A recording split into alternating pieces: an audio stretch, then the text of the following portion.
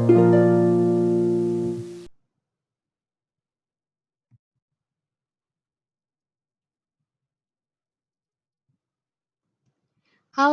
sekarang kita akan belajar matematika bersama Kak Stevi.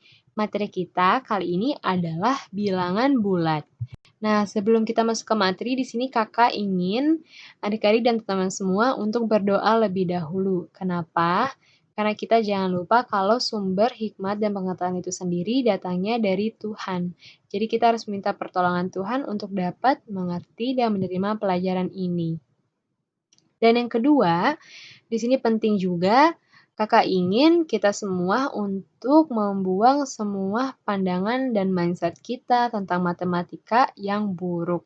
Jadi jangan menganggap ini adalah pelajaran yang sulit. Kenapa? Karena kalau kita terus-terusan menganggap seperti itu, kita akan sangat sulit untuk menerima pelajaran ini. Jadi dibuang dulu semua tanggapan yang buruknya tentang matematika, kita buka pikiran kita dan mari kita menganggap bahwa ini adalah pelajaran yang mudah. Dan memang ini adalah pelajaran yang mudah kalau kita mau belajar dengan baik. Nah, jadi kita anggap ini pelajaran yang mudah supaya kita dapat menerima pelajaran ini juga dengan mudah ya. Oke, materi kita adalah bilangan bulat. Nah, apa sih bilangan bulat itu? Bilangan bulat itu adalah himpunan bilangan yang terdiri dari bilangan cacah, bilangan asli, dan bilangan negatif. Nah, pasti di SD, teman-teman semua udah pernah kan belajar tentang bilangan cacah dan bilangan asli. Masih ingat ya apa itu bilangan cacah dan bilangan asli? Nih, kakak ingetin ya. Bilangan cacah itu adalah bilangan yang dimulai dari 0, kemudian 1, 2, 3, dan seterusnya ya. Lalu bilangan asli itu sendiri dimulai dari 1, kemudian 2, 3, dan seterusnya. Nah, bilangan negatif itu bilangan yang dimulai dari negatif 1, kemudian negatif 2, negatif 3, dan seterusnya. Nah, jadi di sini kakak ada contoh garis bilangan untuk supaya teman-teman lebih mudah mengerti. Di sini dibilang 0 dari 0 ke daerah sebelah kanan disebut daerah bilangan cacah. Nah, kemudian dari mulai garis bilangan 1 ke daerah sebelah kanan disebut daerah bilangan asli atau bisa juga dibilang daerah bilangan bulat positif. Nah, dari negatif 1 ke daerah sebelah kiri itu merupakan daerah bagian bulat negatif. Nah, jadi seperti ini bisa dilihat ini 0 dari 1 ke sebelah kanan itu daerah bilangan bulat positif, dari negatif 1 ke daerah sebelah kiri disebut bilangan bulat positif. Nah, di sini ada yang perlu untuk adik-adik ketahui bahwa untuk letak yang berada di daerah sebelah kanan, semakin ke kanan letak bilangannya pada garis bilangan, maka nilainya semakin besar. Nah, kemudian untuk letak yang sebelah kiri, di mana kalau letaknya ini berada di lebih ke daerah sebelah kiri, maka nilainya juga semakin kecil. Nah, ini jadi supaya lebih paham di sini ada contohnya. Di sini dibilang 5 lebih besar dari 2. Kita lihat posisi 5 di garis bilangan ini di mana? Di sebelah sini ya. 5 lebih besar dari 2. Nah, 2 ini letaknya di sebelah sini. Kita lihat kalau letaknya 5 ini lebih berada di daerah ujung sebelah kanan dibandingkan dengan 2 ya. Meskipun sama-sama udah di sebelah kanan, tapi 5 ini letaknya lebih jauh ke sebelah kanan dibanding 2. Maka nilainya 5 lebih besar dari 2. Nah, seperti itu. Lalu di sini contoh berikutnya negatif 4 lebih kecil dari negatif 2. Kita lihat letak atau posisi dari negatif 4 itu di sebelah sini dan negatif 2 di sebelah sini. Kita lihat kalau letak negatif 4 ini lebih ke ujung sebelah kiri dibandingkan dengan negatif 2 ya. Maka nilai negatif 4 ini lebih kecil dari negatif 2. Nah, jadi kalau letak posisi bilangannya lebih ke daerah sebelah kanan, maka nilainya pasti akan semakin besar. Nah, kalau nilainya lebih ke daerah yang sebelah kiri, maka nilainya akan semakin kecil. Contoh berikutnya di sini ada negatif 7 lebih kecil dari negatif 5.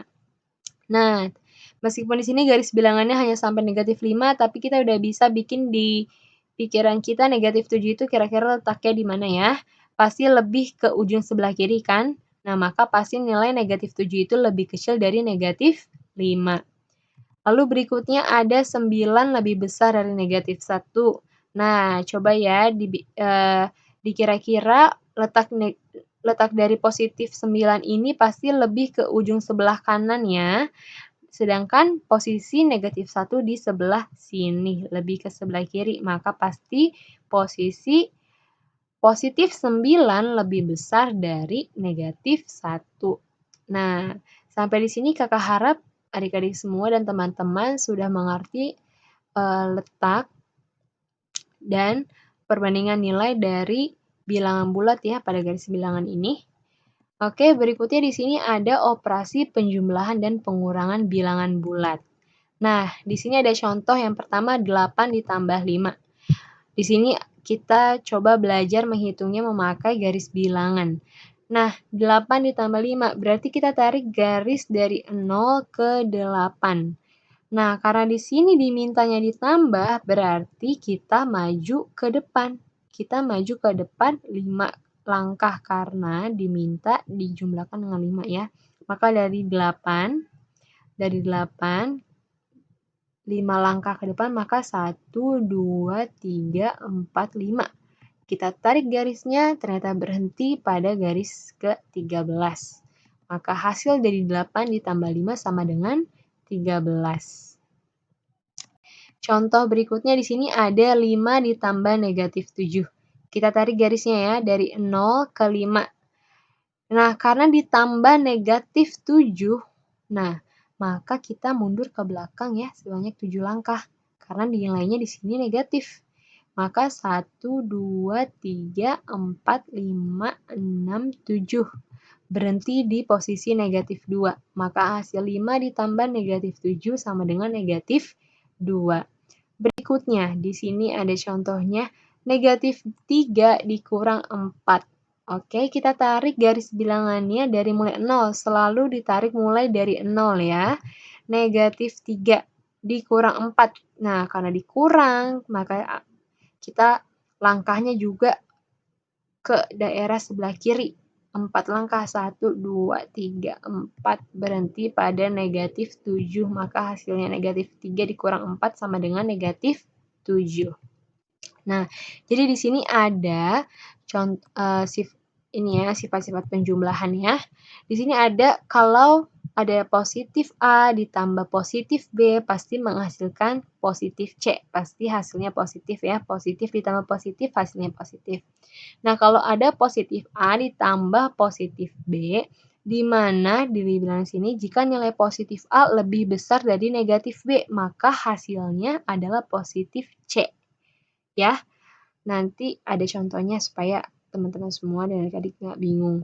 Lalu berikutnya di sini ada positif A ditambah negatif B sama dengan negatif C. Ini berlaku jika nilai positif A lebih kecil dari negatif B. Jadi kalau nilai A-nya lebih kecil dari negatif B, pasti hasilnya bernilai negatif ya. Lalu berikutnya, jika negatif A ditambah negatif B, hasilnya adalah negatif C ya. Lalu berikutnya, A dikurang B itu sama juga nilainya dengan A ditambah negatif B. Nah, hasilnya C. Oke, tergantung ini nanti nilai A atau negatif B-nya yang lebih besar ya. Lalu berikutnya adalah A dikurang negatif B. Nah, kalau ketemu operasi di sini kurang, terus ketemu lagi operasi ketemu lagi negatif di sini, maka tanda negatif-negatif ini berubah menjadi positif. Nah, jadi cara pengerjaannya A tambah B sama dengan C. Nah, ini contohnya. Pertama, 3 tambah 4 sama-sama positif. Pasti menghasilkan nilai yang positif juga ya, yaitu 7. Berikutnya, 7 ditambah negatif 3. Nah, ini maksudnya nilai A-nya lebih besar dari negatif B-nya. 7 nilainya lebih besar dari 3 ya, maka 7 ditambah negatif 3 hasilnya pasti positif. Positif 4. Nah, ini 5 ditambah negatif 7. Dilihat bahwa 5 ini nilainya lebih kecil dari 7. Karena nilai negatifnya 7 ini, 7 ini lebih besar, pasti maka nilainya negatif juga, negatif 2 hasilnya. Berikutnya negatif 12 ditambah negatif 8 sama dengan negatif 20. Lalu 20 kurang 8 ini sama juga dengan 20 ditambah negatif 8. Pengertiannya sama, yaitu hasilnya 12. Lalu atau bisa juga langsung 20 kurang 8 ya, sama dengan 12. Lalu berikutnya 15 dikurang negatif 8. Nah, ingat tadi kalau ada tanda kurang ketemu negatif, operasinya berubah menjadi penjumlahan. Nah, maka menjadi 15 tambah 8 sama dengan 23. Nah, coba ini dipahami ya. Berikutnya kita akan belajar sifat-sifat penjumlahan. Yang pertama ada namanya komutatif atau pertukaran. Jadi A tambah B sama nilainya dengan B ditambah A. Contohnya ya, 3 tambah 4 sama nilainya dengan 4 ditambah 3, yaitu sama-sama 7. Berikutnya asosiatif atau pengelompokan. Jadi ini tanda kurung ini yang dimaksud dengan pengelompokannya ya. Jadi kalau ada dalam kurung A tambah B kemudian ditambahkan C sama hasilnya dengan nilai A ditambah dalam kurung B tambah C. Contohnya 15 tambah 7, di mana 15 dan 7-nya ini berada di dalam kurung, kemudian ditambahkan 4, nilainya sama dengan 15 ditambah dalam kurung 7 tambah 4, yaitu sama-sama 26. Berikutnya sifat identitas dari penjumlahan. Nah, 0 ini merupakan sifat identitas penjumlahan, di mana maksudnya setiap bilangan bulat yang ditambahkan atau dijumlahkan dengan 0 pasti hasilnya bilangan bulat itu sendiri. Nah, jadi maka 0 ini disebut sebagai identitas penjumlahannya. Contohnya 3 tambah 0 hasilnya 3 ya, yaitu bilangan itu sendiri. Berikutnya adalah sifat tertutup. Untuk bilangan bulat A dan B, jika A tambah B sama dengan C, maka C merupakan bilangan bulat. Maksudnya di sini, jika ada suatu bilangan bulat A dan ada juga bilangan bulat B. Nah, jika kita menjumlahkan bilangan bulat A dan bilangan bulat B ini, kemudian menghasilkan C, maka C ini juga merupakan bagian dari bilangan bulat. Nah, ini yang dimaksud dengan sifat tertutup ya. Oke, berikutnya adalah inverse. Oke, jadi inverse dalam penjumlahan itu adalah negatif dari bilangan itu sendiri. Jadi misalnya ada A ditambah negatif A pasti hasilnya 0 ya. Lalu berikutnya adalah bentuk penjumlahan Gauss. Nah, gunanya ini adalah kita dapat menjumlahkan bilangan yang berurutan. Jadi contohnya kalau kita ketemu soal, tentukan hasil penjumlahan dari 1 ditambah 2 ditambah 3 ditambah 4 hingga seterusnya sampai ditambah 80. Nah, kita bisa mengerjakannya dengan lebih mudah dan cepat, yaitu dengan cara 1 ditambah bilangan terakhir, kemudian dikali banyaknya bilangan, dan kemudian dibagi 2. Nah, jadi contohnya di sini 1 ditambah 80 ya, karena kita diminta sampai penjumlahan ke 80. Lalu kemudian dikali dengan banyaknya bilangan yaitu juga 80. Kemudian kita bagi 2. Nah, di sini 81 kali 80 dibagi 2.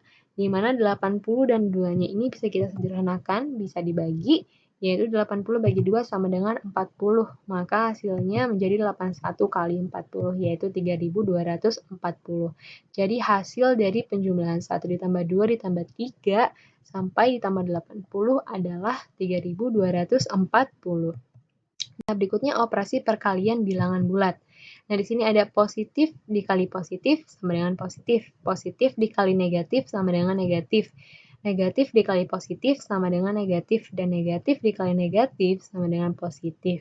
Nah, ini perlu diingat ya, karena ini sudah bentuk yang pasti. Ya, jadi di sini ada tips supaya kita lebih mudah untuk mengingatnya, yaitu untuk tanda yang sama, hasil perkaliannya pasti bernilai positif. Dan untuk tanda yang beda, hasil perkaliannya bernilai negatif. Jadi di sini bisa lihat ini sama-sama positif ya, maka hasilnya juga positif. Sedangkan di sini sama-sama negatif, maka hasilnya positif. Dan ini untuk tanda yang berbeda, yang satu positif, yang satu negatif, yang satu negatif, yang satu positif, hasilnya negatif. Hasilnya negatif. Nah, jadi contohnya di sini ada 4 dikali 9, ini sama-sama nilai yang positif, maka hasilnya positif 36. Lalu 7 dikali negatif 5, nah ini tandanya berbeda, yang satu positif, yang satu negatif, maka hasilnya negatif 35. Lalu di sini ada negatif 3 dikali 8, sama dengan negatif 24. Hasilnya negatif karena ini juga tandanya beda, yang satu negatif, yang satu positif. Lalu kemudian di sini ada negatif 9 kali negatif 7. Nah, ini tandanya sama-sama negatif ya, maka hasilnya sama dengan 63. Nah, lalu di sini kita akan belajar sifat-sifat perkalian. Yang pertama ada komutatif atau pertukaran, yaitu A kali B sama nilainya dengan B kali A. Contohnya 3 kali 4 sama dengan 4 kali 3, yaitu 12. Lalu berikutnya ada sifat asosiatif atau pengelompokan. Nah, jadi sini kita lihat ada pengelompokannya, yaitu yang ada di dalam kurung, di mana dalam kurung A kali B dikali C sama dengan A dikali dalam kurung B kali C. Contohnya di sini ada 5 dikali 7 ya, 5 dan 7-nya ini dalam kurung, kemudian dikalikan 4, sama dengan 15 dikali dalam kurung 7 kali 4, yaitu hasilnya sama 140. Yang berikutnya adalah sifat distributif. Nah, distributif ini bentuknya seperti ini, yaitu di mana ada P, lalu dalam kurung Q ditambah R, yaitu sama dengan cara mengerjakannya P dikalikan ke dalam, yaitu P dikalikan dengan Q dan P dikalikan dengan R, kemudian hasilnya dijumlahkan ya. Apa dijumlahkan? Karena operasi yang berada di dalam kurung ini adalah penjumlahan. Jadi contohnya 5 dalam kurung di sini ada 2 ditambah 3, maka mengerjakannya sama dengan 5 dikali 2, ini 5 kali 2, ditambah 5 dikali 3, 5 kali 3. Jadi ini kita kalikan ke dalam 5-nya ya, yaitu sama dengan 10 ditambah 15, yaitu sama dengan 25. Nah, untuk operasi pengurangannya, kalau di dalam kurungnya operasi pengurangan, maka menjadi hasil perkaliannya dikurangkan ya. Jadi ini P-nya tetap dikalikan ke dalam, yaitu dikalikan dengan Q dan dikalikan dengan R, lalu hasilnya dikurangkan. Jadi contohnya di sini ada 8, lalu kemudian dalam kurung ada 5 dikurang 3. Maka sama dengan 8-nya dikalikan ke dalam, 8 kali 5 dikurang 8 kali 3, yaitu hasilnya 40 kurang 24 sama dengan 16.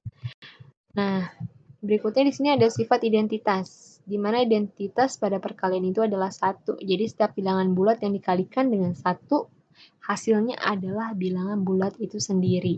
Nah, jadi sini contohnya ada 3 kali 1 sama dengan 3. Lalu berikutnya adalah sifat tertutup. Artinya untuk bilangan bulat A dan bilangan bulat B, jika A dikali B sama dengan C, maka C itu juga merupakan bilangan bulat. Berikutnya inverse atau kebalikan. Jadi inverse dari perkalian itu adalah 1/A atau 1 per bilangan itu sendiri, di mana A dikali 1/A sama dengan 1.